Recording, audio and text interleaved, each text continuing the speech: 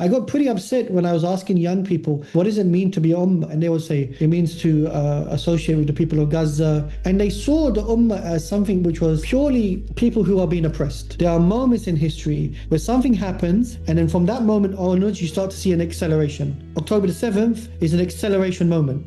But when you say in the Quran, for example, إِذَا جَاءَ نَصْرُ اللَّهِ وَالْفَتْحُ, we assume that the victory of Allah Ta'ala is the outcome. People don't appreciate that the collapse of the Ottoman Empire is not simply a collapse of the Ottoman Empire, it's an indication of the collapse of the colonial structure. When the Soviet Union collapsed, Muslims failed on 2 points. Point number one is they allowed the Americans to fill the vacuum. And point number two, we failed in giving dawah to people from the ex-Soviet states. You are in this moment. You are not in the Salahuddin Ayyubi moment. You are in the Crusader moment, in the genocide. You are in the Mongol invasion moment. This is the moment you're in, and that's when you need to stand up and be counted more than ever. People talk about the colonization of Muslims. So there was this thinker called Malik bin Nabi, Algerian thinker, and he made the idea that Muslims' defeat was not that they were colonized, is that they were colonizable. We've lived through a moment where an empire collapsed. Now this current empire, there's a hubris in it, in Western discourse, in thinking it's going to be here forever because it dislocates itself from the past. The past is irrelevant. Allah Ta'ala is irrelevant. And the future is whatever they want it to be. And now they're telling us that AI is going to take over human beings. Assalamu alaikum, everybody. Welcome back to another episode of the Eon Podcast. We've been joined today by a very beloved guest, by us at least. I can't speak about you guys. The thinking Muslim, Muhammad Jalal, brother, has been very helpful in introducing Dr. Yakoob. Dr. Yakoob Ahmed is a prominent academic, historian, and he specializes in late Ottoman history, with a focus on Islamic political thought, identity, nationalism, and the empire's reforms and subsequent decline. Often challenging mainstream narratives through a Muslim perspective and emphasizing the need for Muslims to reclaim their historical understanding of the caliphate, he holds a PhD from the University of Oriental and African Studies, SOAS, and has taught at Istanbul University, contributing to discussions on Ottoman history through lectures, podcasts, and a forthcoming book aiming to correct historical misconceptions and highlight the Ottoman engagement with modernity. His forthcoming book is Why History Matters: Reviving Faith Through the Lens of History. Dr. Yakoob, welcome to the show. Thank you very much. Assalamu alaikum wa rahmatullah. Wa alaikum assalam wa rahmatullahi wa barakatuh. Thank you so much for coming on.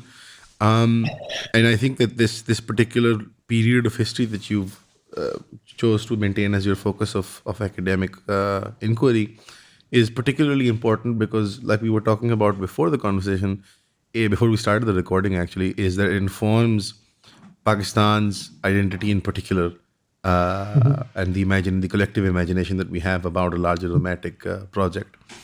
And it's very fascinating. But a lot of people ask this question, even though they retroactively try to sort of, disengage with our historical past, is that why does it matter today? And if they do more of a Machiavellian sort of cynical analysis of how power is the linear, byline through history, and that is what we should focus on. And as a consequence, in the Muslim world, not in the diaspora, like you grew up in the UK, but in the Muslim lands, there has been a focus on material sciences, and the height of acumen is always pushed into the material sciences as seeing as something noble or worthwhile or serving the ummah or even self-serving in any way. Why do you think, as an academic, this understanding of our history matters? Bismillah. So I can give you my own experience. So when I first came into the framework of trying to do history, I was categorically told by a family member, who's going to pay you to think, right? Get a proper job. Now, the sort of like mindset and mentality that had emerged in the Muslim world was that if it's not something where you can materially benefit from or contribute, then its value is very little in regards to how we have cultivated our cultures and societies and the way that we look at each other. And so what we see now, years of that type of thinking, is we have what I would call an intellectual deficit, a sort of like collective intellectual deficit in regards to what is the type of alternative vision we can offer to humanity. And it's not sufficient to just offer a vision by saying that Islam is a solution. Especially now post-Gaza, we're clearly seeing a sort of like unraveling of the Western hegemonic sphere, as a civilizational sort of like representation of itself, and the world is heavily entrenched in that. And when that will end, who knows? But even if it doesn't end, it's attempting to reset itself. Now is the time to be Muslim. Now is the time to say, okay, wait, this is the time to propose an alternative vision of what it means to be human. And that understanding of what it means to be human, how do you fashion that understanding if you don't have a repository from which you can pull from? We have 1,400 years of Islamic history across the breadth of the globe. And that should be able to inform us. The fact that we're still here, the fact that Islam is still here. Islam was here before capitalism. Islam was here before communism.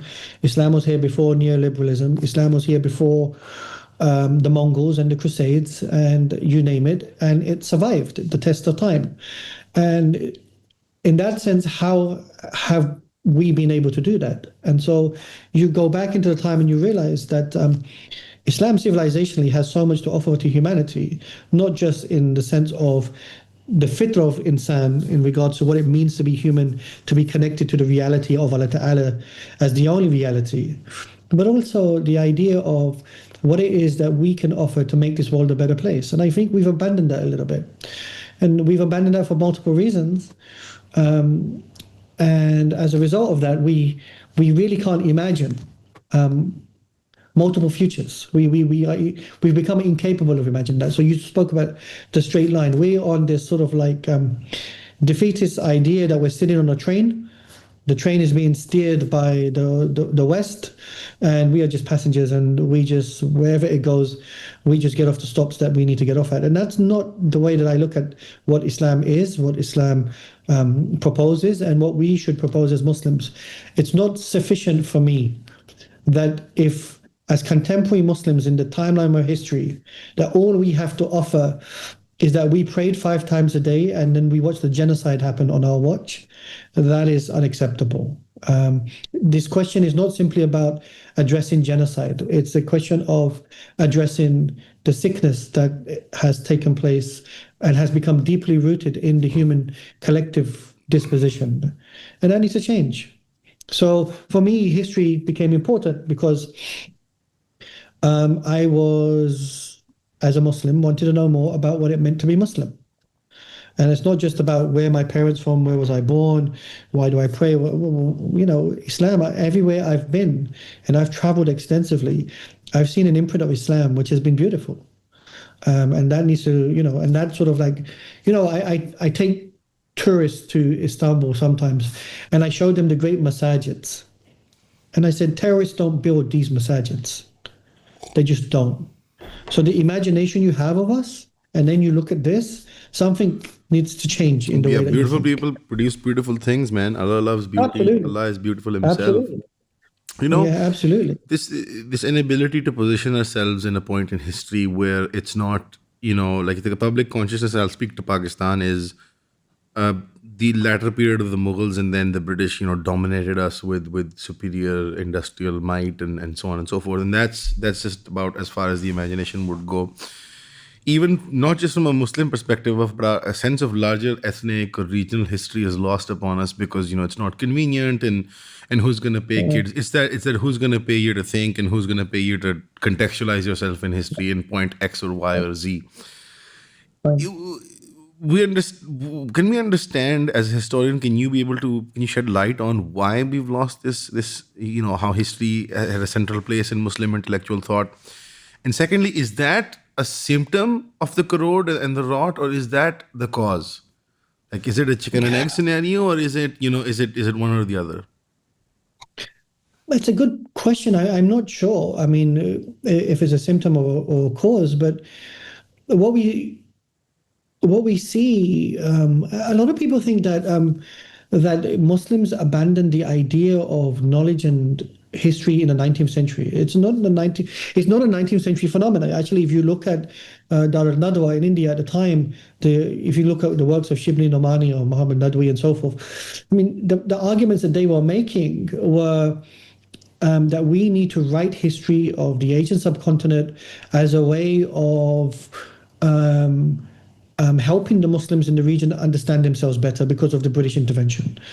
And we primarily remember their historical works. People very rarely remember their fiqh works or anything of that nature. And those thinkers, they came up with the idea that we needed three types of history writing. One was the Seerah of Rasul Sallam, and we needed to contextualize Seerah in the context of the present, and that's what history writing is. History writing is as much about the present as it is about the past, because what questions are you asking? What is it that you want to know?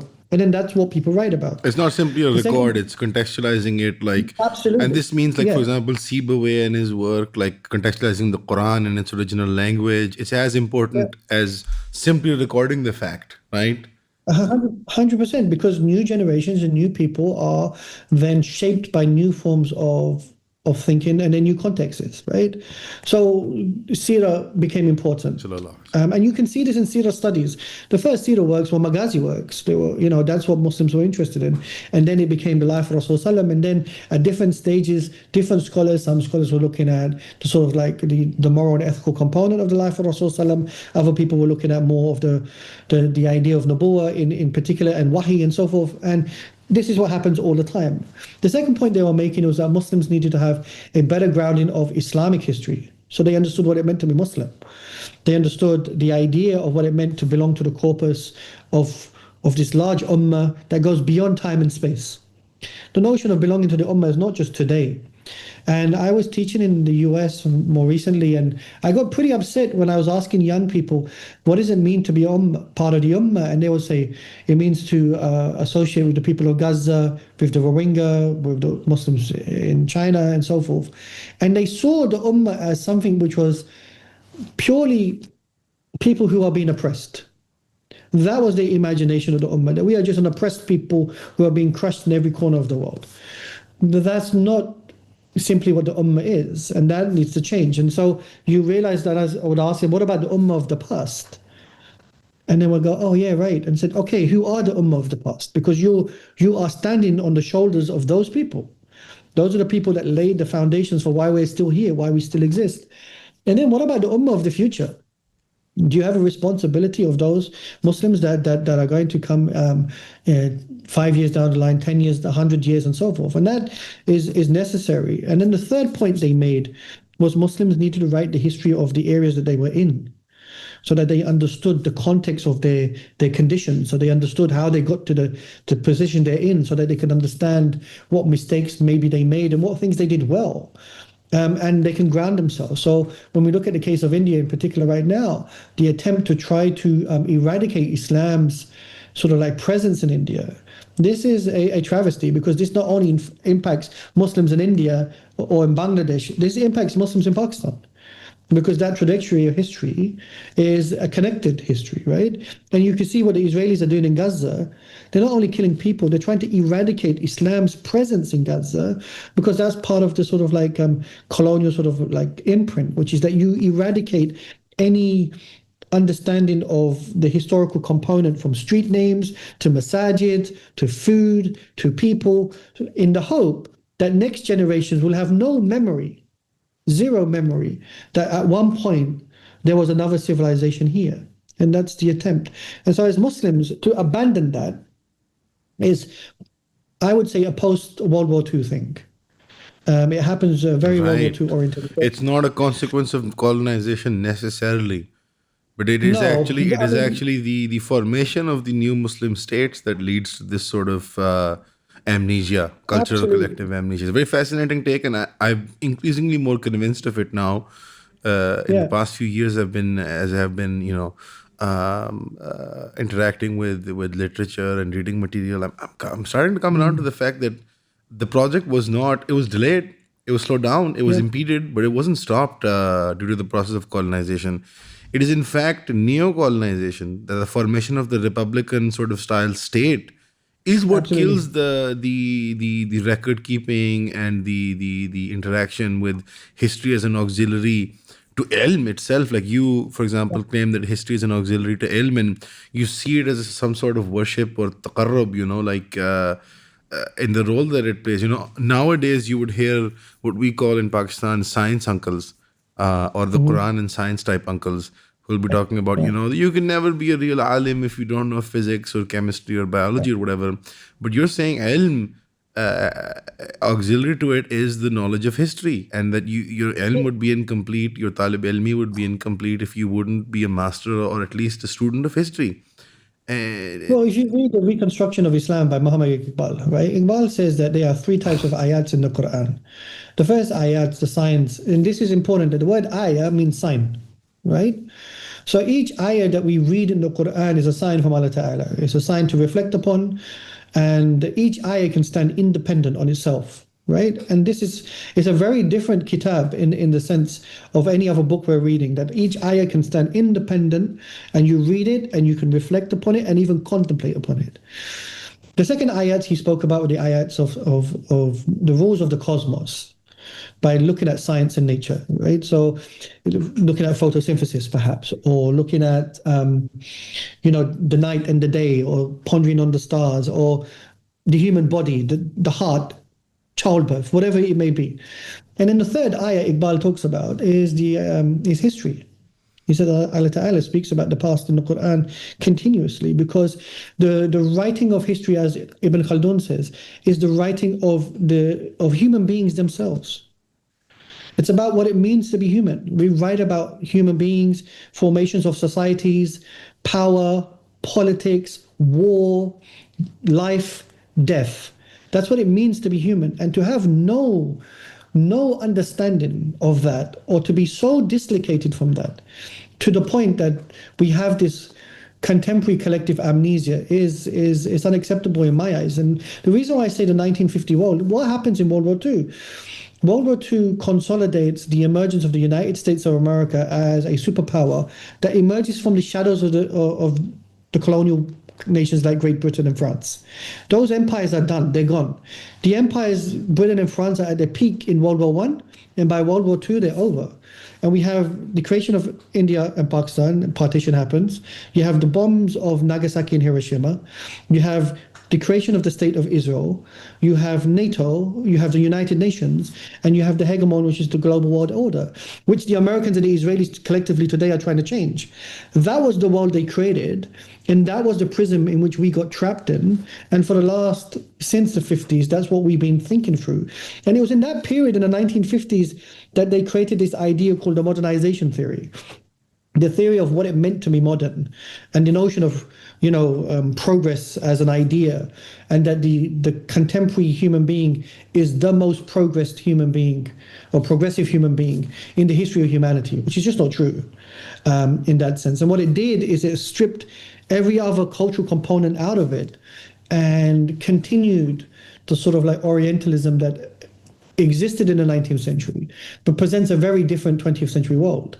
And that's what's missing in people's imaginations. They forget that. And this is quite interesting, because we want to think about history in terms of long, long, far away places. And yet we don't even have an imagination of what happened post 9/11 and how that impacted, right? Subhanallah, how it impacted air travel. Yeah, I mean, even young people wouldn't even know what air travel was like before 9/11. That wouldn't even, 100%. come up. Triple S status for Islam, Yeah. People won't even know what that absolutely. is. You just hit the nail on the head when you said that the enlightened man, post the World War II project, the enlightened man, has not to do with religious or ethnic history. He has a secular standard of historiography, and it's value neutral, just like the science. So now you have the young Muslim mind coming up and questioning, at least the brighter Muslim mind, the average mind would not, is this scientific knowledge, so-called scientific knowledge, secular knowledge, value neutral? And does that extend to history itself? Because can I just pick up the Oxford Big Book of Islam and then know my history and my people and my cultures? And what is it about secular historiography that is unable to capture the Muslim experience on any level? Well, it's interesting you say that. And the idea you use is, this idea that secular knowledge production is valueless and objective. That's just not true. And anybody could tell you that in the academic world. There's no such thing as valueless and objective knowledge without any form of influence from the worldview that you belong to. And so what they've done in this sort of like construction, especially in the field of history, it's impossible for the field of history to be valueless. It's driven by some form of ideological thinking in some shape or form. We know that. The biggest reason why they can't understand Muslims is because they reject the centrality of Allah Ta'ala's existence. So this is not, for me, one of the points I'm trying to make right now for Muslims in particular, and this is probably a continued challenge I'm going to have, is to write history from an Iman-orientated approach. An Iman-orientated approach of writing history means you need to have Iman. Now, what does that mean? That means that you recognize the centrality, that Allah Ta'ala is the only reality. Now, there's a sense of hubris and extreme arrogance from human beings by making the case that Allah Ta'ala should not exist in any form of knowledge production. And that he should, it's far more objective to remove the one who created us in the production of this knowledge. And I'll give you an example regarding science. When I was in Turkey, I had a Syrian brother who did hijama for me, right? Cupping.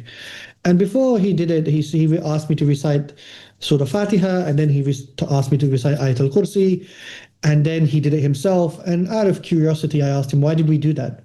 Now, I knew the answer, but I wanted to hear it from him. I said, why did we do that? And he goes, and I can't interject in your body without the permission of Allah Ta'ala. That, we need the permission of Allah Ta'ala, and Allah Ta'ala is the one in control, and this body belongs to him, and I am just an instrument who's trying to help you get better. I said, okay. And then I had a friend who's a medical doctor from the same part of the world in the United Kingdom. And I said, and he's a surgeon. And I said, hey, bro, let me ask you a question. When you're doing heart surgery and so forth, do you recite Fatiha and Ayatul Kursi?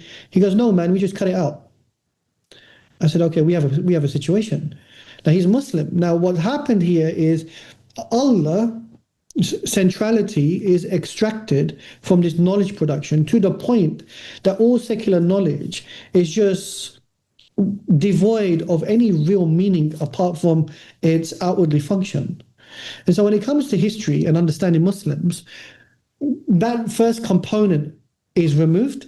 And that's the central component of what it means to be Muslim. In order to understand Islamic civilization and Muslim history in particular. Doctor is not just a tabib. They're not just a tabib. They're not just a mu'allij. Absolutely not. They're not just a hakim. Absolutely not. Those are loaded terms. And then doctor is this loaded term for secular so-called value neutral. But it's not. It's a doctor. No. Right? Yeah. Or it's a surgeon or whatever. I get it. But like, it seems like you're nitpicking, but you're not. Like, can you elaborate further? Because I know Pakistani audiences are like, so just say Bismillah or whatever. Like, what's the big difference? Like, some surgeon is going to be like, but I do Bismillah before surgery, for example. And that's the interesting thing, which is that they see these sort of like, these invocations as purely a form of scaffolding. A just superficial, a veneer that we do as a performance. This is not what I'm asking here. What I'm saying is that we exist primarily to worship Allah Ta'ala. And everything in our existence is fundamentally geared towards Allah Ta'ala's existence. And this is why when Iqbal is talking about science in particular, that there's nothing in the scientific world which is independent from the one who created us. Nothing in the rules of the cosmos which is independent from the one that created the cosmos. It's just not possible. And so anything that exists in the cosmos, whether it's the sun, the moon, the stars, the plants, the animals, vegetation, our ruh, insan, that's what it means. It means it's all subservient to the ones that created us. This is why in the book you'll see that I wrote the Bismillah and I did not translate Ar-Rahman Ar-Rahim. Because Ar-Rahman is a particular type of Rahmah, and Ar-Rahim is another type of Rahmah. They're not the same, but they're attached together. To understand Allah Ta'ala's Rahmah is very unique. So a person can be Rahim. This friend, he can be kind, he can be compassionate, he can be merciful, and there's particular aspects of having Rahmah in this dunya. But Ar-Rahman is a proper name of Allah Ta'ala. And no human being can show any of that attribute in themselves. It's impossible. So the way that I would explain it to my students is Ar-Rahim is that Allah Ta'ala gives you the permission to enter Jannah. And Ar-Rahman is that Allah Ta'ala created Jannah for you. They're different in that sense. And so once you understand that your whole being is dependent fundamentally for La ilaha illallah, you start to understand that all your knowledge production is fundamentally driven towards dealing with that point. And medicine and all the medical doctors out there, and we have this idea of Nobel Peace Prize syndrome. The idea that because you're a medical doctor, you're an expert on everything. I speak to medical doctors all the time, and they are not introspective. They are not reflective. And the Quran is really interesting.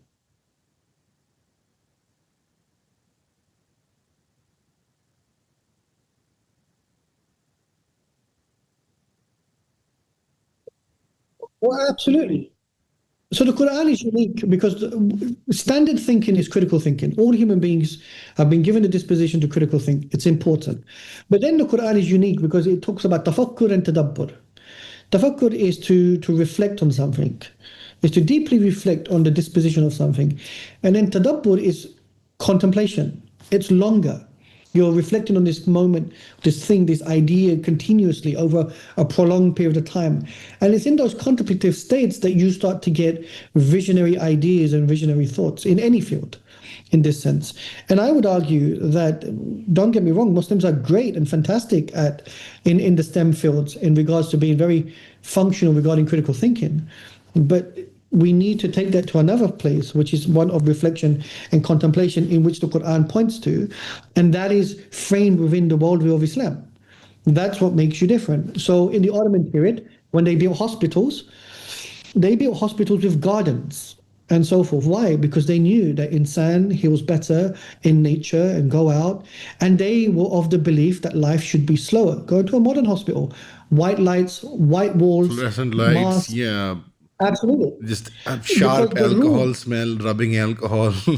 It's depressing. Because they're only interested in the body, they're not interested in the soul. SubhanAllah. And Imam al-Ghazali makes this very clear that the music soul in is not, hospitals as sound as its form of treatment. sound. People in the West, they're bringing cats and dogs to the hospitals, they're little kittens. So people can stroke them, children can stroke them, and it has a healing component. Wow. And Imam Ghazali, he says the soul doesn't go in, it's not like it goes into a cup. It's intermeshed with the body, which means what? You hurt the body, you hurt the soul. You hurt the soul, you hurt the body.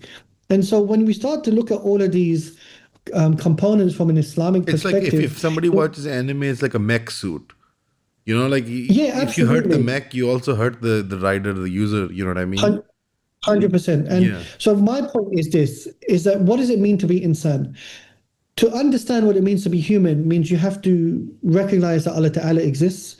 You submit to Allah Ta'ala, that Allah Ta'ala created a soul for you, that Allah Ta'ala, in your body, you have your nafs, you have your ruh, you have your qalb, you have your waswasa, you have Jannah, you have Jahannam, the metaphysic, the spiritual. If you extract all of that, you remove all of that from your understanding of what it means to be human, it's a very narrow conception of your understanding of the human being. And that is a problem in all fields, not just history. May Allah protect us all from the wasa and keep us on the straight and narrow path through the rubber dinghy rapids. Ameen. I don't know if anyone picked up on that. Four Lions, have you ever seen Four Lions? Yeah, I have. Yeah. Yeah, you said waswasa, and immediately I thought about wasa. Anyways, it's strange. A lot of those guys are my cousins, you know what I mean? Like from the UK. Oh, wow. I've seen all of them. I've even met Abu Azam al-Bartani, you know what I mean? So I can't help but with British Muslims, I always bring out Four Lions. Are we in the third space? You've specified, at least in terms of history writing, and this is a conversation about our record of history. Yeah. Because we were speaking about medicine and how Muslims have done really fine synthesis of their private, personal, spiritual disposition and their secular sort of scientific endeavor as a doctor, an engineer, or whatever. Yeah. And that's what the Dawah scene is. It's like a synthesis of modern tools and techniques, and then and their approach towards history is secular in nature as well, but it's simply an apologetics or a defense. What is the third space? Is this the third space? Are you and I in the third space right now? Because we're not doing apologetics. We're not trying to defend the history of the Ummah in a secular context. What is it going to look like in the modern age? This is what the intervention of the book was, which is the book is more of it's a call and it's a critique and a call to action more so of Muslims maybe seeing themselves in a very different way. So one of the points I make is the idea of time. We historians, what we're doing is we're actually measuring time. And one of the things that's happened is that we've understood time in a very unitary way, which is minutes, seconds, and so forth. But this is not the time of the cosmos, in fact. If you move, so I'll give you a little interesting thing about the Ottomans. When the clock came to the Ottoman Empire, it not only changed the way we told the time, it changed our conception of time. Before, people say, I'll meet you after Salat al-Maghrib. Or I'll meet you after Salat al-Isha. And the names of Salah, namaz, are the names of time. They're not the names of the Salah itself. They're the names of the time of when the Salah, the namaz needs to be done. Like in Urdu and Punjabi, they're names of times, by the way. Even the Nafil prayers like Chasht and they have names. Yeah. Right. Yeah. Absolutely. And so what's interesting here is the sun is telling you when you need to pray. We don't worship the sun. The sun is a marker for us of when Allah Ta'ala expects us to pray. The moon, we didn't need calendars. We would look outside at night and we would look at the moon and it would tell us what day it was. So you could look at the moon and say it's the 15th of Rajab today. The moon is full shape. Today, Muslims are only interested in moon sighting during Ramadan. But in actuality, moon interaction was every day. Now, what you see then is that the cosmos has a particular way of telling you the time. In the Ottoman Empire, they had a guy called a muwakkit. He was a person who told you the time because the day started at Salat al-Fajr, and every day at Fajr it was 12 o'clock. Whereas I had a Pakistani student once say to me, but doesn't the day, you can only pray Salat al-Isha until 12 at night. I said, why?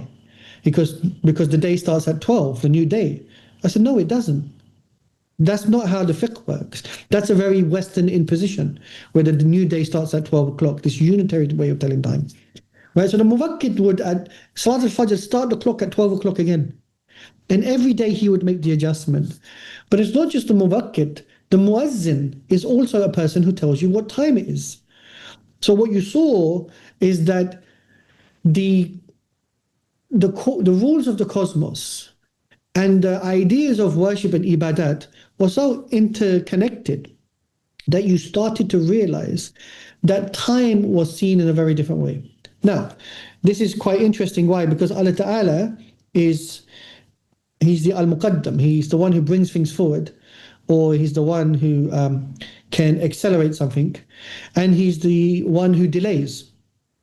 This is intriguing because in the winter months, the nights are longer, and in the summer months, the nights are shorter, telling you a different conception of time. Now, when you are attached to the idea of time in this way, you start to realize that time is intrinsically understood in relation to Allah.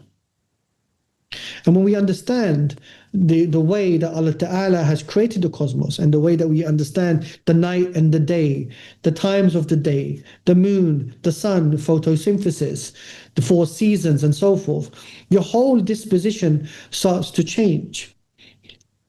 Writing history from an Islamic perspective then is not simply an idea of trying to put an Islamic sort of, like, as I mentioned, a veneer on top of it by just writing the words mashallah and Allah and so forth. It's the idea of saying that this linear time that we've understood, the idea of time being straight line, and this is my idea of going back to the clock, which is that the Ottomans first changed the way they started living because of the clock. Because before you say, I meet at Salat al-Isha or Salat al-Maghrib, now you say, I meet you at 5 o'clock. This industrial revolution way of telling the time, which is start work at 9 and finish at 5, so that your namaz is squeezed into your working life. The clock then, like I said, it changed the way of our conception of time. And now we have the digital clock. And the digital clock reinforces straight line thinking. Whereas before, people were looking at the sky and sundials and shadows. They then went to a mechanical clock, which was still circulating. Now the digital clock is straight line. It's just numbers. And so that straight line way of thinking has changed our conception of time to such a degree that it goes back to my point that we think we're sitting on a train going in this straight motion of incline of progress, where the past is irrelevant, we don't know what the future is, and so on. This is not how we Muslims did history. This is a very beautiful example that you've used, is using time in these very day-to-day examples. It illustrated the affair to me very clearly. Thank you for that. So how do you account for Muslim cosmology then? Do you account for Allah's agency without, negating causality? Where do contingency and qadar meet in your historical analysis then? Because it's not just a thin veneer of having secular history and then slapping on Muslim apologetics onto it, but you want to use the entire cosmology, the Muslim cosmology, the Islamic cosmology, to view the subject of history. So where do these things then? That's a great point. I'm glad you picked up on that. So this is what, as historians, we have Islamic thinkers spoke about cyclical theories all the time, right? These cycles and so forth. Now, cyclical theory, we shouldn't see it like a flat pizza, but it's actually a spiral, right? Moving in these phases. And everything in life points towards cycles. As I mentioned, the seasons, the sun spins on its axis, the earth goes around the sun, the Milky Way is spinning, and so forth. And these ideas of things going through phases and circles are important. And Muslim scholars throughout Islamic history spoke about phases or cycles, and they were trying to understand something. And one of the points I mentioned to you was this idea of acceleration. And Allah Ta'ala accelerates things. And I'll talk about something normal, and then I'll go into history. You can have an orange or an apple, and you put it on your table, and then you leave it for a couple of days, it's fine, and then one day its demise accelerates. There's fungus and it just dies. It's the same with the human being. One day the human being's fit, and then next minute we say he got sick, and suddenly we saw a rapid acceleration in their condition. History also has those moments. There are moments in history where we call these contingency moments, where something happens, and then from that moment onwards, you start to see an acceleration. October the 7th is an acceleration moment, right? As a historian, if you've got your brains about you, you'll see that something very strange is happening post October the 7th. The idea that Allah Ta'ala has no agency, that he doesn't exist, that we are the only ones plotting and scheming and planning, and there's no Allah Ta'ala's greater plan. And the way to understand Allah Ta'ala's greater plan is to start to look at events, phases, and cycles in a longer phase. And you start to see these contingency moments. And contingency moments are very interesting because these are anomalies. Anomalies like COVID, pandemics, or an earthquake, natural disasters, or 9/11, 7th of October, big cosmic, let's describe them as psychic events. Absolutely. And then there's wars. And wars are interesting because a weaker entity can fight a stronger entity, and we still don't know who's going to win. Right? It's just like watching sport. Pakistan can play Australia in a World Cup final, and hopefully, you'd like to believe that it's possible that Pakistan can win this match. That is the contingency moment. That even if the Australians are stronger, that the other side has a chance in the sense that we don't know what the qadr of Allah Ta'ala is. But there is the agency of the human beings. They are doing something in this phase. And so post-October the 7th, we have seen the agency of human beings on both sides. And what we're seeing is an acceleration of something that's taking place right now. Now, what that acceleration leads to is difficult to know. But then we go back in time and we try to see other moments where these sort of adjustments, these sort of contingency moments, where the interaction between human agency and the qadr of Allah Ta'ala have taken place. And this is important because it grounds it in a different way of understanding outcome, right? And so now there will be a possibility that people will say, well, Gaza's been flattened, the Muslims have been killed, and so forth. And where's the sort of like, what good can we see from this? But then in another sense, I've seen a particular type of awakening in the younger generation that I hadn't seen prior to this. And so Allah Ta'ala, when you say in the Quran, for example, إِذَا جَاءَ نَصْرُ اللَّهِ وَالْفَتْحِ, it's interesting because we assume that the victory of Allah Ta'ala is the outcome, the fath. But Allah Ta'ala says, إِذَا جَاءَ نَصْرُ اللَّهِ وَالْفَتْحِ. The Nasr of Allah Ta'ala begins prior to the opening. And what is that Nasr of Allah Ta'ala? And that Nasr of Allah Ta'ala belongs to Him and Him alone. It's His victory. It doesn't belong to me. It doesn't belong to us. It's His victory. And so His victory begins and then an opening moment happens. As human beings, we are obsessed with the opening moment. But prior Muslim historians were interested in the phases that led to that. It's easy to see outcome because outcome is very visible. But Muslim historians have continuously throughout Islamic history looked for the phases that led to that outcome, whether positive or negative. And I've just said that Allah Ta'ala is the accelerator. He's also the delayer. And this is not a contradiction. That Allah Ta'ala can accelerate the demise of one entity and still delay the victory for this ummah because we're not ready. And so now, when you're a historian, you start to look at time in a very different way. You start to understand Allah Ta'ala's understanding of time. That when Allah Ta'ala says, and victory is qareeb, that qareeb for me and you, because we're modern people, we want it to be 5 minutes. Hours, But for minutes, Allah months, Ta'ala, weeks, years, yeah. right, for Allah Ta'ala, it could be generational, right? And then it becomes interesting when you look at, let's just say, Salahuddin Ayyubi as outcome, but in actuality, you can go back to Nuruddin Zengi, Imaduddin Zengi, the Seljuks, Nizamul Mulk,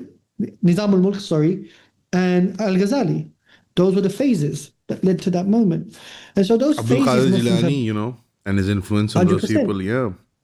Absolutely, and Muslims have abandoned looking at the phases in which they're sort of like history. Yeah, the is expectation changing. that the Salahuddin just pops out of nowhere, and Right. outside of. So this is a part of the problem of the sort of the fated nature of our linear viewing of history. Like you said, our classical history was cyclical, was about cycles, and you were referring primarily to Ibn Khaldun's idea of the cyclical waxing and waning of power and ethnic groups rising and falling, and he had a very nice theory of everything with asbiyat and asbiya, as you call it in Arabic, but we were asbiyat in Urdu. It is our linear viewing of history right now that says, peak empire, Mongols, then nothing, then the Europeans, then nothing, and then Salahuddin pops up out of nowhere, out of a complete, That's right. and that maybe even contributes to the larger sort of paranoia or the larger sort of psychosis in the Muslim community, which is the Messiah complex that we have. Yeah, That every, absolutely. that every turn of the century, even though it is something from within the tradition, but like we've sort of become obsessed with it, that, the Mujaddid will come and Tadrij will happen and they'll fix everything and there'll be a Messiah. But there's a whole generation or 3 generations that, lead up to such a messianic character, such a central figure. Because Salahuddin Ayyubi, as opposed to being a man or an individual, is a phenomenon of like 2, 3, 4 generations with thousands and thousands and thousands The of notion people. of Mujaddid is a good one. Yeah. I'll tell you why. Human beings are incapable of imagining a future. If I told you imagine 500 years from now, it's very difficult to imagine that. But 100 years is feasible because it's 3 generations. Grandfather, father, son. Right? Sahaba, tabi'in, tabi'in. And in that's one cycle. And then in that cycle of 3 generations, you get a tajdeed moment and then we go again.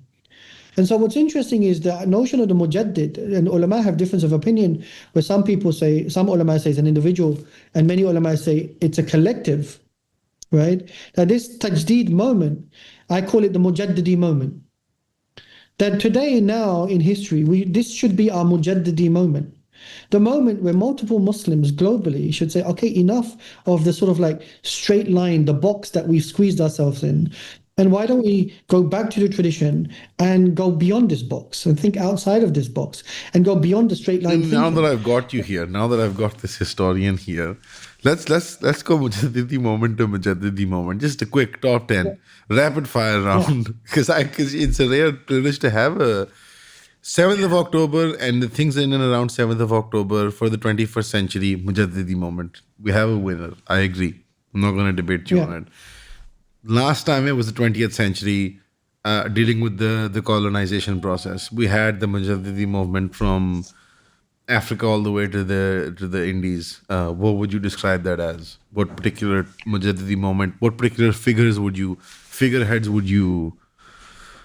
know?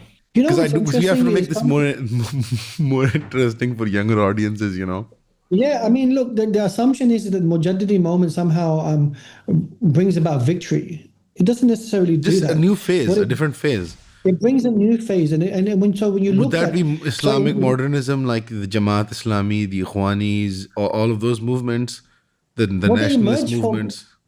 If you see that they emerge from thinkers which are very unique. So in the case of the Ottoman Empire, for example, I talk about Mustafa Sabri Effendi, an exceptional thinker, a Sheikh al-Islam of the Ottoman Empire, who then migrates to Egypt and is exceptional in the way he thinks. It's at the same time in Istanbul, you have thinkers like Mehmet Akif Arsoy. In Pakistan, or the Asian subcontinent, Pakistan doesn't exist then, but you have people like Iqbal. These people are not from a vacuum. In fact, when you read works of people like Muhammad Asad and so forth, what is the repository they're pulling from? They're pulling from 19th century thinkers who have already diagnosed what's taking place at the time. And so there's multiple thinkers in the Muslim world at the time that are pushing for this. And this is why so many of these Muslim movements emerge, because the movements are a response, an indigenous Muslim response to the colonial imposition. What we have, fast forward, is a shift of priorities in the Western world. People don't appreciate that the collapse of the Ottoman Empire is not simply a collapse of the Ottoman Empire. It's an indication of the collapse of the colonial structure, which the Ottoman Empire had become intermeshed in. It couldn't escape it, right? Colonialism was dying. It wasn't that the Ottomans were declining, it's colonialism was declining, and it took the world with them. And so when we look at the Americans right now, and if the Americans are sick, and I think they are sick, then what we're seeing is they're taking the world with them. And the Muslim world, which has become heavily entrenched. Sort of the central focus of the American empire, yeah. Absolutely. So when that bang happens, and I joke about this, but people ask me, is it possible to have a khilafah that can rule over the Muslim world? I say the Americans do it. The Americans are khilafah, right? And I joke about that. Now, the point I'm making, however, is that when the Ottoman Empire collapsed, you have these multiple nations that emerge from it. When the Americans collapse, to have no foresight with the possibility that future is possible, it sort of like ignores the historical understanding of how nations come about. So, for example, the post-Mongol era, where you've got multiple little principalities and beyliks that emerge. And then at the end of it, what happens? You start to get the emergence of bigger states. Reconciliation, yeah. And then you have the Ottoman Empire. And the Mughals, yeah. Right, when Timurlen defeats Sultan Bayezid II in the Ottoman Empire, and it's called the interregnum moment in the Ottoman history. Great calamity, yeah. Right. Sorry about that, guys. I think we kind of financed it from India. But that interregnum moment of multiple statelets, within 50, 60, 70 years, it's gone again, right? The contemporary imagination is that these nation states that we have are going to be here forever, unless if there's some sort of secession from it, i.e. what we're seeing in the Arab world of the UAE, which is to create smaller states.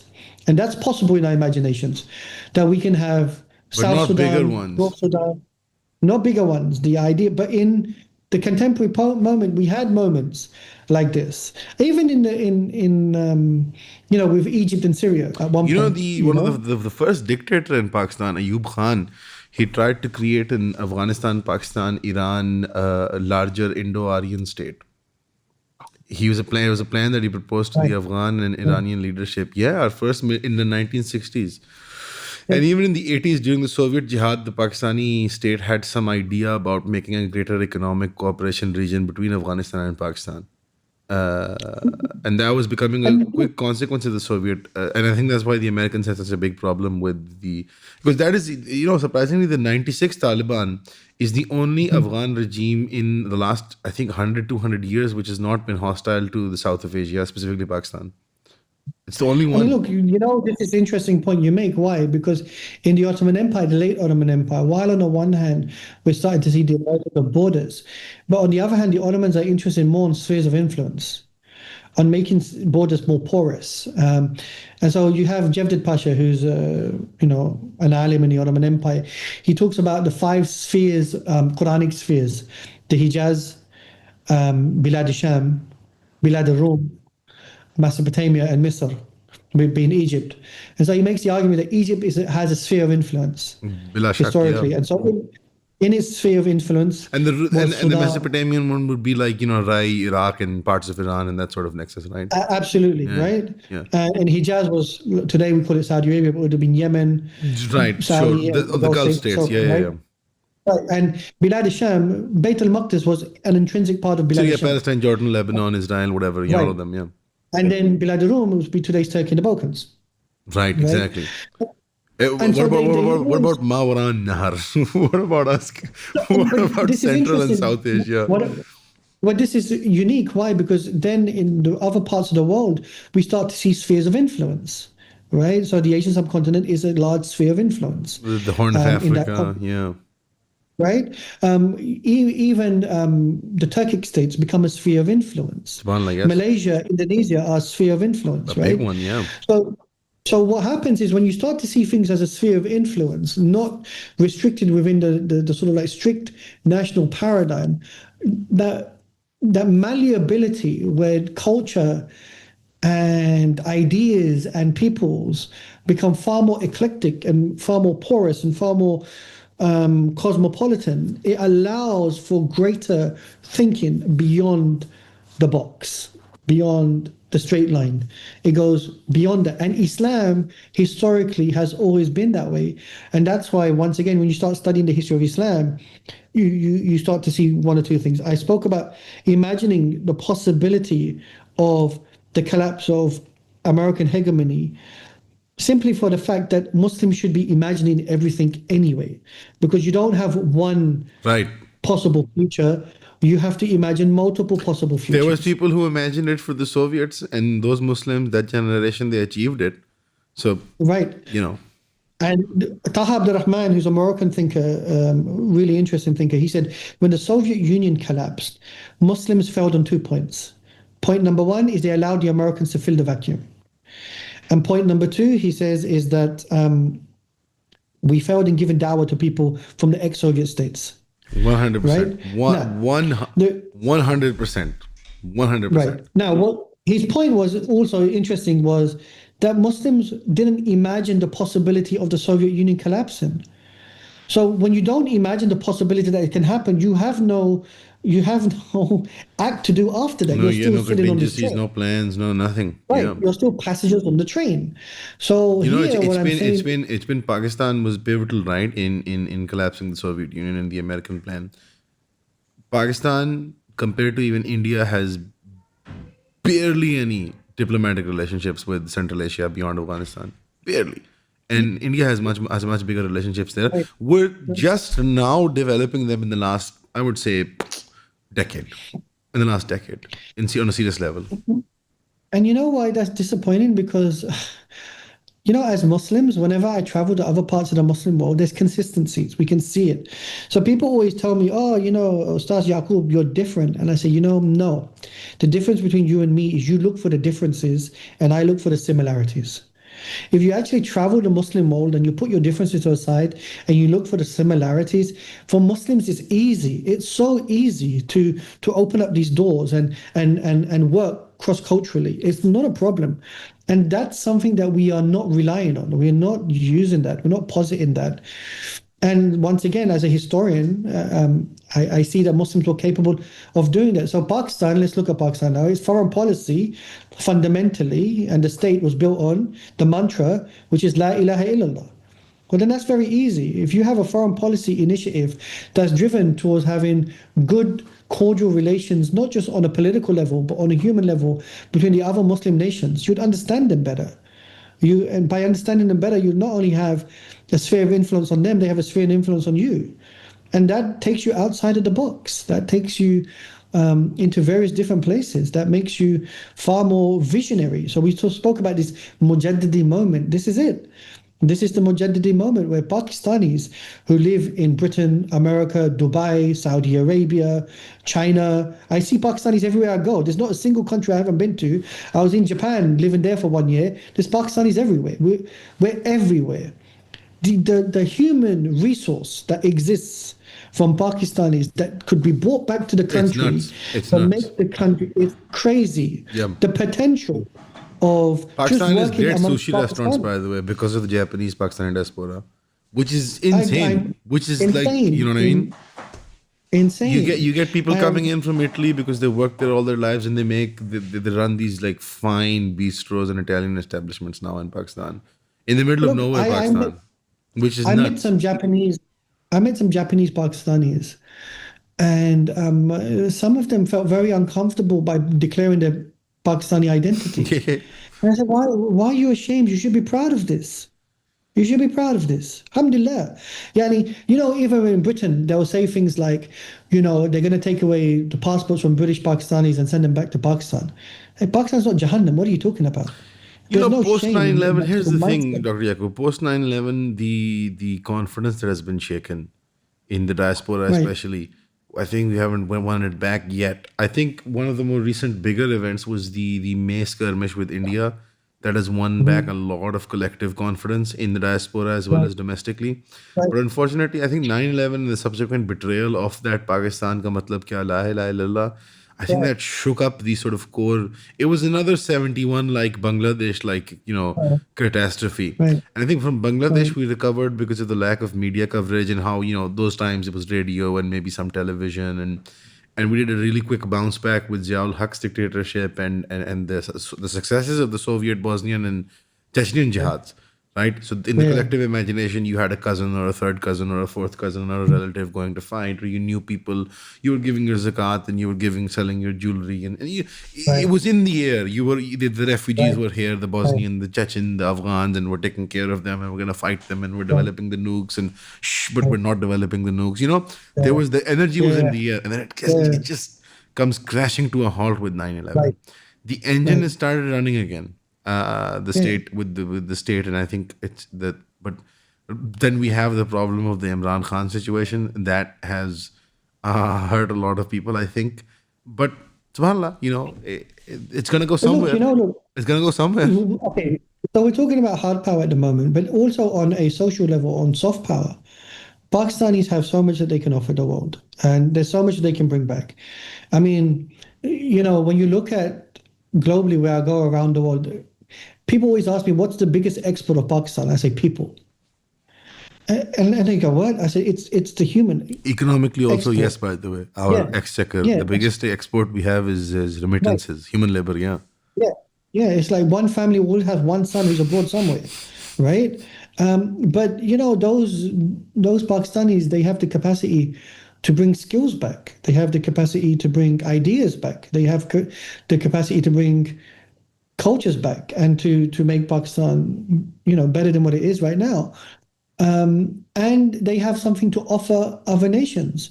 It's consistent. When I go around the world and people say to me, like when I was in Turkey, and Turkey has a lot of goodwill towards Pakistanis. When you used to say, and this is from the time of Ziaul Haq, I guess, when you said you were Pakistani in Turkey, it resonated with them. They said, oh, wow. Maybe it's because also they see Pakistan as a nuclear power and so on. And that matters. Pakistan is the only Muslim country that has nukes. Right? And that's how Muslims look at Pakistan.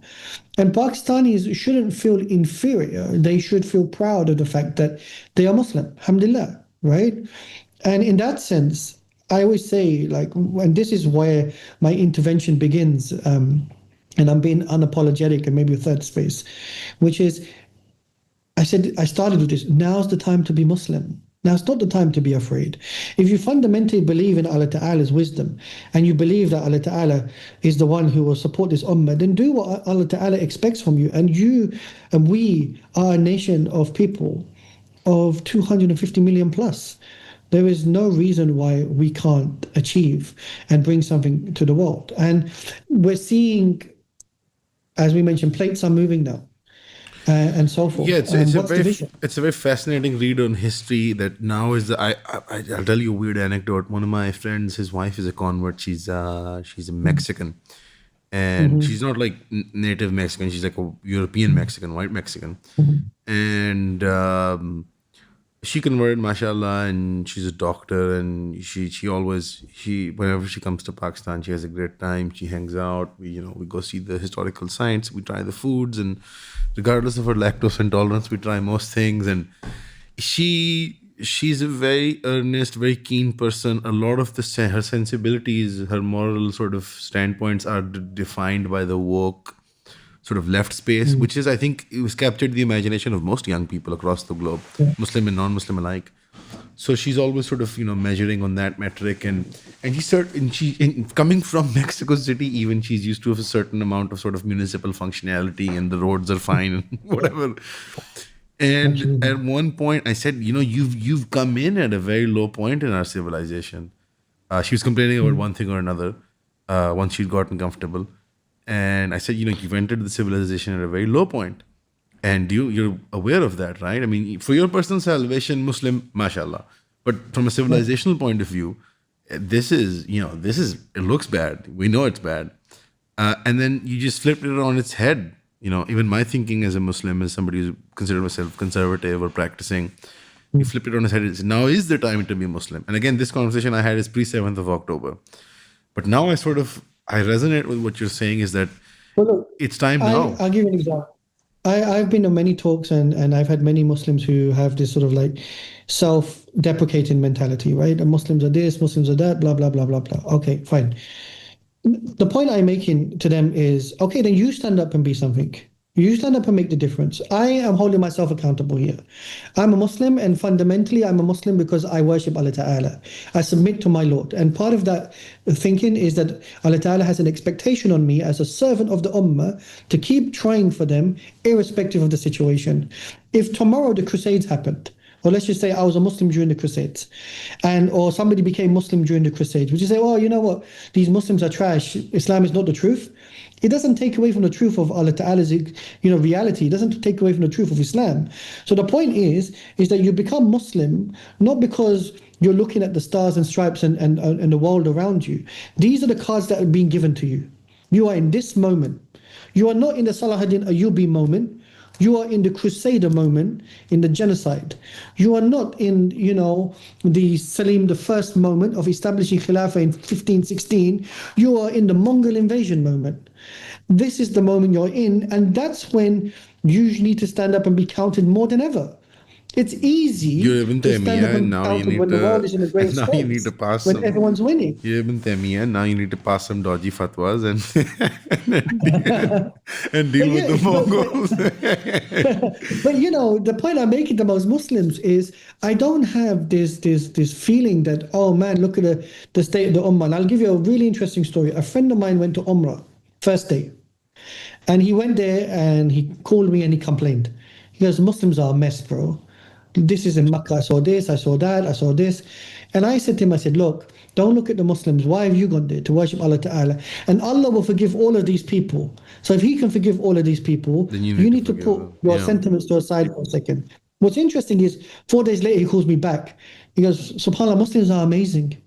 I say, in what sense? They gave me free food, they were taking me in, they were helping me. I said, because you look at our condition from surface level on day one. But when you scratch deeper within the civilization of Islam, the goodness is still there. Now, if you flip that, in Western civilization, everything superficially looks amazing.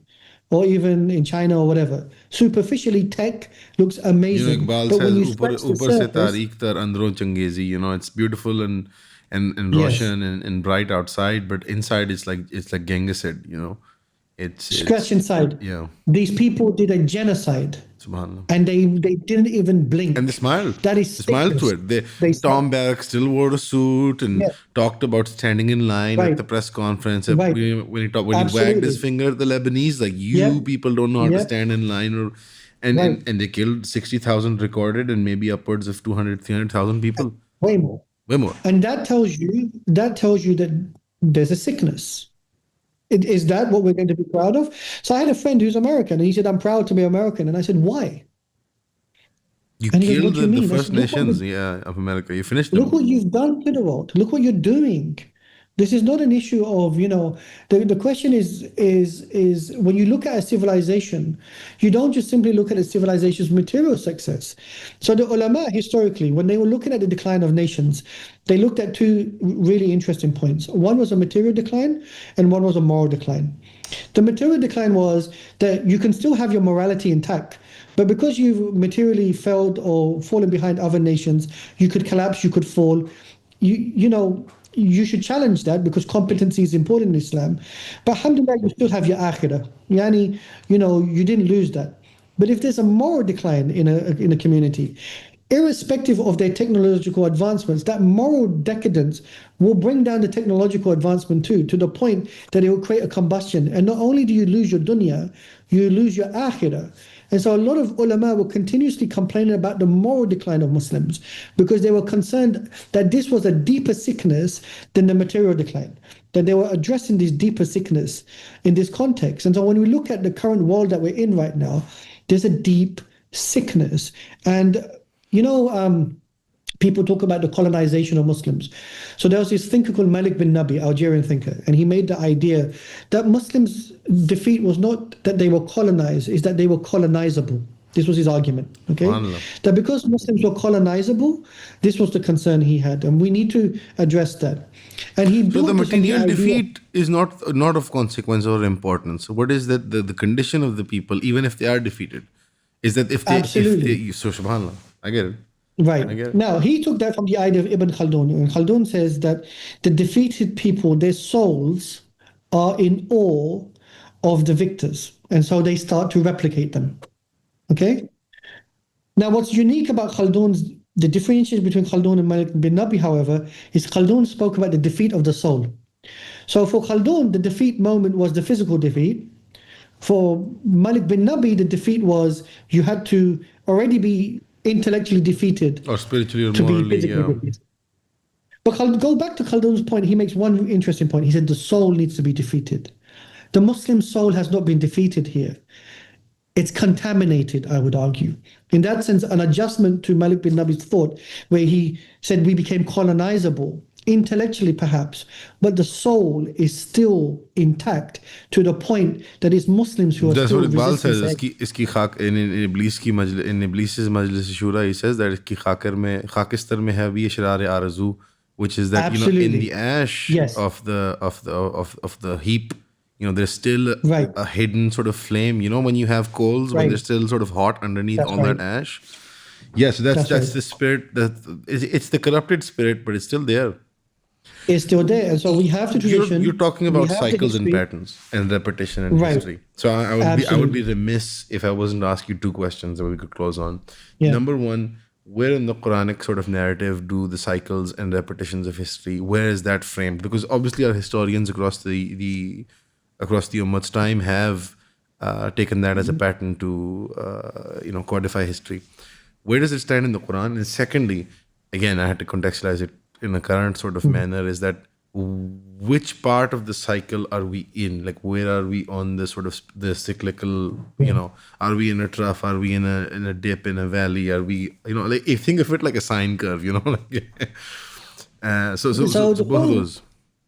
The first point, so both of these are difficult. Why? Because now, just like how scientists are always trying to examine the conditions to try to understand what sort of condition we're in, good historians would also try to make sense by stepping back and saying, where is the moment it begun? And so what sort of phase are we in, right? Now, in the Quran, Allah Ta'ala continuously says in multiple places in the Quran that Allah Ta'ala, once a people go down a particular direction, there is no return for them. And he does not even extend their time for even one day. Right? And many of the ulama have made this, that once humanity goes down a particular route, there's a point that it can't go beyond that point. I'll give you an example of science and then history. Allah Ta'ala, He fashions something, He forms it, and then He puts it in motion. And so when things are created, he's al-Khaliq, and then he gives it characteristics, he's al-Bari, and then he fashions it and puts it in motion, he's al-Musawwir. We can see this in the laws of nature, right? Muslims saw this in the civilizations of people, that a civilization would begin, it would have its characteristics, and then it would go into motion. But Allah Ta'ala is al-awwal, and Allah Ta'ala is al-akhir, meaning nothing comes before him, nothing comes after him. But in this dunya, everything has a beginning point and everything has an ending point. So Muslims understood in this understanding that each civilization has a beginning point, each nation has a beginning point, each person has a beginning point, and then each person, nation, and civilization has an ending point. And then what happens at that ending point, there's a tajdeed moment where something comes from that. In the case of insan, you have a child and it moves on. In the case of a nation, a new nation can emerge after the fall of another nation. In the case of a civilization, there can be an adjustment, and a different type of civilizational adjustment can be made. And so the ulama, when they looked at these ayahs in the Quran that pointed towards these ideas, that made the case that when a people commit a crime and that they can't go beyond it, they recognize that when that moral decadence kicks in, it becomes very difficult to reverse that, because these are the laws of nature. That when the fungus, when the rot sets in, when the orange or the apple becomes so rotten, it becomes difficult for it to reverse it. Some Muslim scholars believed, but prior to this point, if there is a understanding prior to this point, then maybe we could reset it. Maybe we could, stall it. Identify the point of no return, basically, and do not go there, right? Absolutely. Right. Yeah, absolutely. And this is why then their agency mattered. This is why they were writing critique works, complaining to the ruler, fix up. We've got to this point. Now, Muslim thinkers will always complain about the condition of the ummah. And so as a result of it, it's always difficult to know when is that ultimate it's there, right? Even when something is great, we'll be complaining that in the olden days, things were better. And this is a very interesting dynamic about human beings as well, which is the notion of progress is that we are improving. And yet human beings, their disposition naturally tells you that the past was always better than the present. And isn't that the sort of the linear, because Islamic history is both cyclical and linear in a grand sense, isn't it that there will always be a decline from the Sahaba to the Tabain, to the Tabain? So you say then from the time, the whole cycle of humanity, that if Rasul Sallam is the pinnacle, then from his moment onwards, we have the Day of Judgment, and we have the Akhir, the last day. So things are naturally. Akhir Zaman, and then which is the worst of the days, and then Subhanallah. Yeah. So naturally, human beings are also going in that direction anyway. The dunya is gradually, but in those moments, what was the best that we did in those moments? Right? And when we look at the case of Rasul being the pinnacle of human beings, it's not about technological advancement here. What are we looking at? We're looking at the supremacy of the mission itself. The notion of what was the call of Nabuwwah.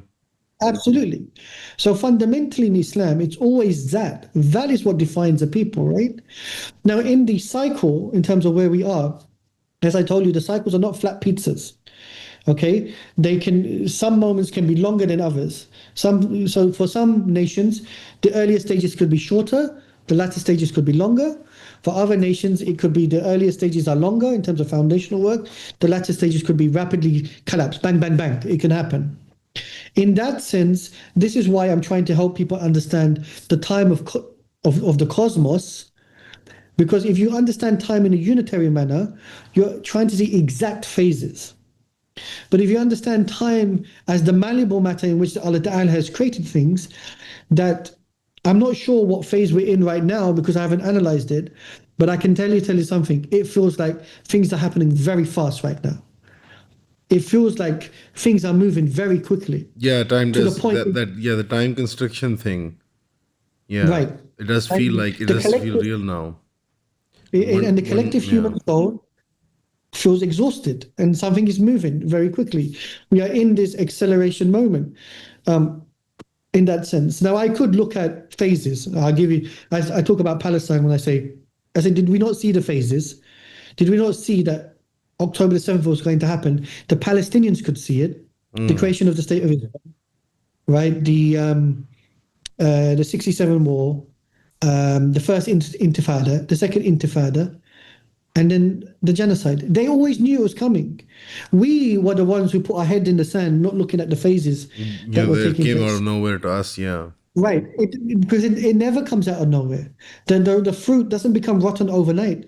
There are signs. If you just look at it properly, you pay attention, you can see something's going wrong. In that sense, in Islam, the cyclical theories, the idea, they're mostly frameworks, because insan needs patterns and paradigms and frameworks to understand the world they're in.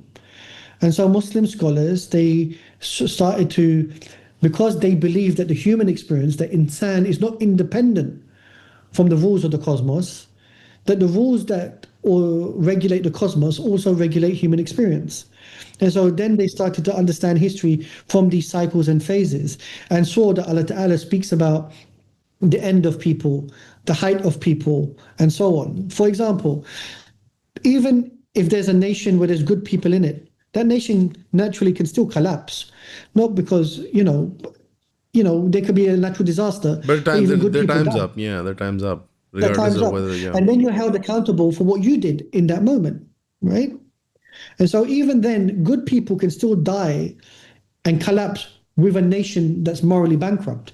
They can go with it, and then they are held accountable in the eyes of Allah Ta'ala themselves. So when we're looking at the current moment, we don't even have to look too far. You and I spoke about the collapse of the Soviet Union. We've lived through a moment where an empire collapsed. Now, this current empire, there's a hubris in it, in Western discourse, in thinking it's going to be here forever, because it dislocates itself from the past. The past is irrelevant. Allah Ta'ala is irrelevant. And the future is whatever they want it to be, right? And you see that in their popular culture. You see that in their movies. You see that in the way they construct the movies. And now they're telling us that AI is going to take over human beings. No, right? it's not. And this is the hubris of the way that they think. And yet Muslims need to offer something different. And so in this sense, I'm not saying that Muslims should not do tech, by the way. This is something that's always... Yeah. Someone will watch this podcast and saying he's saying that that's not the point I'm saying, but the moral compass, the ethical compass of the ummah, which is predicated... The driving force needs to be metaphysically grounded in that tradition. Yeah. Right. That leads to a healthier society than... this thing we've talked about with our friends, we talk about it on the podcast all the time, is that, the one asset that we have over all of the civilizations is our people, that, anyone from anywhere on earth can come and see us and they're shocked by us. The civility, the politeness, the tribal sort of respect and all attention, everything goes to the wayside. Scheduling programs with non-Muslims, Europeans and Americans, it's like months in advance and there's a specific time. And whereas if a guest were to show up here, we would throw everything out the window, all professionalism. Look, it happened to me in Turkey, So in Turkey, people would just turn up on my doorstep and just knock on the door. And you say, come inside. That doesn't happen in England. You have to, as you mentioned, you have to make appointments. And once again, people will say, okay, but the Muslim world, it doesn't understand lines, it doesn't understand time, we don't queue up, and so forth. But that flexibility, that is something which is important. World. It's old world, man. It's old world stuff. Yeah, that's right. And the fact that it's still there, it still exists in its organic form. You get YouTubers coming to Pakistan and then saying, this old guy, you just want to take money from him. They're shocked. Right? No, I had some people come in. The lady was a convert, so she was hanging around with her mother, who had not converted yet, and she was older. So she was going around. She's a vlogger, and she would go around, visit all these Muslim countries. And so she decided to take her mother to Pakistan, and she came here and she visited us. Her mother started crying at one point when a fruit vendor refused to take her money or something. She was like, she was shocked by it. I can tell you this now, that most of the Japanese, there are Japanese who convert to Islam because they get married to Muslims, but the Japanese that I met who converted to Islam without marriage most often said to me, I went to the Muslim world and someone was kind to me. Yes. we are a reflection in that sense of Islam. We are a reflection of it. Islam is bigger than us, but we should You know, embody its spirit, yeah, reflect it. we can debate about the polemics of whether or not there is a God or not, and we can have those atheist debates. But we do Yeah, know that man is here, human beings are here, yeah, that's right. and we need to Yeah, take care of each other. And Muslims shouldn't lose that sense of. Unfortunately, I do see it sometimes nowadays, where the idea of the professional does come in the way of Muslim hospitality, and the monetary yeah, question is now being put up. Like, what benefit do these people bring us, and what profit do these people? The more liberal and secular elements of our society are questioning the sort of hospitality. I would call it hospitality tourism. Like yeah. you have like family tourism and adventure. In Pakistan, it's mostly hospitality tourism. People just want to come and see us in the in the wild. You know what I mean? Like, Well, and let's look at Rasulullah Sallam. that's Like awesome. Rasulullah Sallam, I always say to people, he wasn't obsessed with money or Power, infrastructure no, or institutions.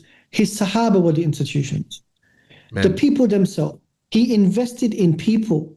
He invested in people where he made them morally and ethically upright, he made them intellectually sound, and he made them brave and trustworthy. And they went out into society. And after he died, Rasulullah, many of the Sahaba, some stayed, and many of them just went to the corners of the earth.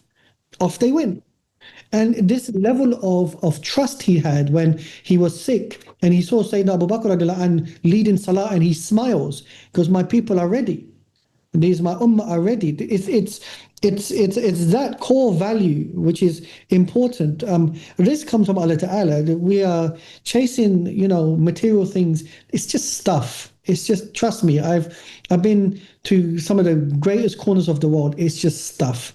In the end of the day, what matters is your relations with people, how you treat them, how you respect them, how you uphold them. And this is what it means when I say, once again, what it means to be Muslim. When I say stand up and be Muslim, I say be intellectual, be brave, be upright, be moral, be ethical, be kind, be compassionate. These are the values that we are instilled in, because right now, what I'm seeing is this just level of absolute arrogance in decimating a group of people and laughing about it. It's unacceptable for me. And this is the difference between tech and the real world. Technology dislocates, it disconnects, it enables the creates worst distance, of the voyeurism and the disgusting sort of, yeah, right? sitting apart from a To the genocide point, and pointing fingers and laughing and yeah. some I said this on my Substack the other day, which is I read this from a Japanese thinker. He said the mobile phone has become like the contemporary tasbih, where it's rather than using our prayer beads, we're on the phone all the time. It's taken so much of our attention to the point that we spend so much time in the phone that a friend of mine reminded me that Iblis seems to think that he can be closer to your jugular vein than Allah Ta'ala via this mechanism. Because we live in this batil, this fakeness of the phone rather than the lived experience, the lived reality. And right now, this alternative is not to say just throw the technology into the trash. It's to say what type of third space can we curate, which is in accordance to our value system, our worldview, that takes into consideration the soul of the human being, the emotion of the human being, the mental state of the human being, and the material component of the human being. Yeah, that's what the comprehensive civilizational discourse of Islam is. That's what's lacking. And so, because I hear a lot of podcasts when they're talking about politics all the time, and I have no problem with politics because I got a political science degree or a master's in Near and Middle Eastern Studies, focuses on Turkey. And I believe politics is important. But we have to provide an alternative vision. We have to be solution orientated. Diagnosis of the sickness is one thing. But what is the solution? And that now, if Muslims are saying they don't know, I'm okay with that. At least that's honest. But now we should start thinking. And that solution orientated sort of like, we are very reactionary. The contemporary Muslim is very reactionary. Something has to happen to you first before you go to the doctor. We have to be more preemptive. This is the deen of Islam. To be the idea of being preemptive is what's needed, and now is the time to provide multiple possibilities and visions. This is what we need to do. And this is what I'm having an expectation of. And this is why, then, as a Muslim, I'm not embarrassed or ashamed. I think Islam can offer something good to anybody, everywhere, and anywhere. I fundamentally believe that. How's Dr. I have no Yakoob doubt. Ahmed with a very hopeful view of history, not only trying to ground us in the appropriate sort of sense of our history, but also where we're going. Dr. Saab, thank you so much for your time. Jazakallah khair. Thanks for having me. Assalamu alaikum. Wa alaikum assalam wa rahmatullah.